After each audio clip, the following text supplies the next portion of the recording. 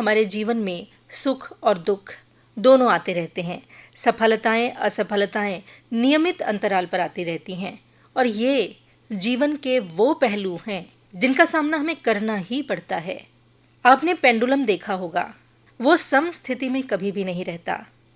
एक तरफ को निश्चित ऊंचाई तक जाता है, फिर वापस अपनी जगह पर लौट आता है, फिर वो दूसरी तरफ एक निश्चित ऊंचाई तक पहुंचता है और फिर वो वापस अपनी जगह पर आ जाता है।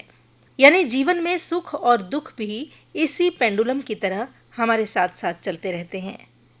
सुख के बाद दुख और दुख के बाद सुख आता ही है। कोई ये सोचे कि एक ही स्थिति बनी रहे तो संभव नहीं है, लेकिन इंसान इन्हीं सुख और दुख की परिस्थितियों से प्रभावित हो जाता है। हमारा प्रभावित हो जाना हमारे मनुष्य होने का प्रमाण तो है, लेकिन ये प्रभाव कितना होगा, कितनी देर तक हमारे साथ चलेगा, ये हमारे ऊपर निर्भर करता है। यानी यहाँ पर पर्सनल डिफरेंस है, वैयक्तिक भिन्नता है।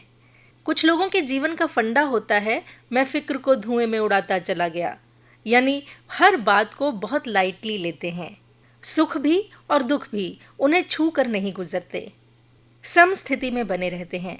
लेकिन कुछ लोग ऐसे होते हैं जो सुख की घड़ियों में तो बहुत खुश हो जाते हैं और उनकी खुशी का ठिकाना नहीं रहता, बावरे से घूमते रहते हैं।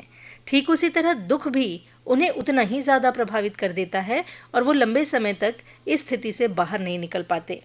हमें तय ये करना है कि जिंदगी में लंबे समय तक दुख या सुख दोनों मनाने की कोई वजह हमें छोड़नी नहीं चाहिए। यानी यदि हमें दुख प्राप्त हुआ है तो ये नहीं कि हम उसी दुख में डूबे रहें और अपने जीवन के लक्ष्य को भूल जाएं, अपने आसपास की चीज़ों को भूल जाएं। या फिर यदि हम सुखमय स्थिति में हैं तो अपने ही सुख में खोए रहें, दूसरे की कोई परवाह ना करें। ऐसी स्थिति हमारे लिए ही नुकसानदायक होती है। क्योंकि जीवन से हम लगातार कुछ न कुछ सीखते रहते हैं, इसीलिए ये सुख और दुख भी हमें जीवन के तमाम सबक देने के लिए आते हैं। यानी लाइफ लेसन्स हैं ये सुख और दुख, सफलता या असफलता। क्योंकि इस धरती पर जितने भी प्राणी हैं उनमें से सिर्फ मनुष्य ही एक ऐसा प्राणी है जो भावनात्मक तौर पर अनुभूति कर सकता है। तो यदि सुख होगा तो हम खुश भी होंगे और दुख होगा तो हम दुखी भी होंगे। मनुष्य होने के नाते हमें हमेशा खुश रहने की कोशिश करनी होती है। हम ये नहीं कहेंगे कि दुख को धुएं की तरह उड़ा दीजिए, उसको महसूसिए मत। दुख को महसूस करना भी बेहद आवश्यक है, क्योंकि जब तक आप उसे महसूस नहीं करेंगे तब तक दूसरे के दुख में खुद भागीदार कभी नहीं हो पाएंगे। संवेदना का स्तर आपका ऊंचा नहीं उठ पाएगा। यदि आप संवेदनशील होना चाहते हैं तो वेदना का समान रूप से महसूस किया जाना बेहद आवश्यक है। यानी एक निश्चित अनुपात में सुख और दुख दोनों महसूस किए जाने चाहिए। ये निश्चित अनुपात से ज़्यादा भी हानिकारक है और कम भी। दरअसल हमें खुशियाँ हासिल करते रहने के लिए लगातार प्रयास करने होते हैं।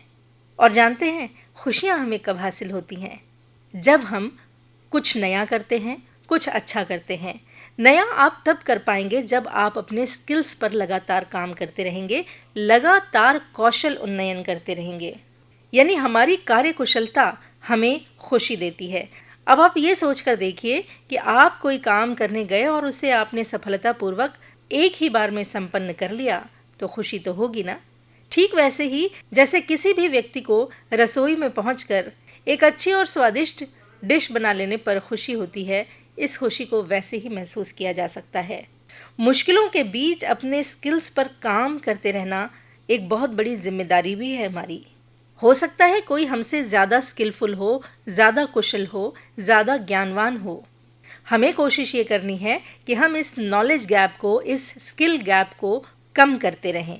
और जब तक हम ये काम नहीं करेंगे तब तक हम आत्म विकास नहीं कर पाएंगे। कुछ नया सीखने के लिए हमें मूल्य भी चुकाना पड़ता है।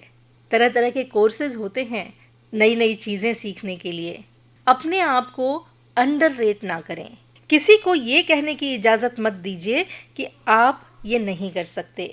जो आप करना चाहते हैं उसे करने की भरपूर कोशिश कीजिए। साथ ही हम ये भी कहेंगे कि अपने आप को ओवर रेट भी मत कीजिए। ओवर रेटिंग भी उतनी ही नुकसानदायक है जितनी अंडर रेटिंग। तमाम विपरीत परिस्थितियों में प्रेजेंस ऑफ माइंड हमें अपना बना कर रखना है, क्योंकि यही हमें हर नेगेटिव चीज़ से बाहर निकलने के लिए रास्ता बताएगा।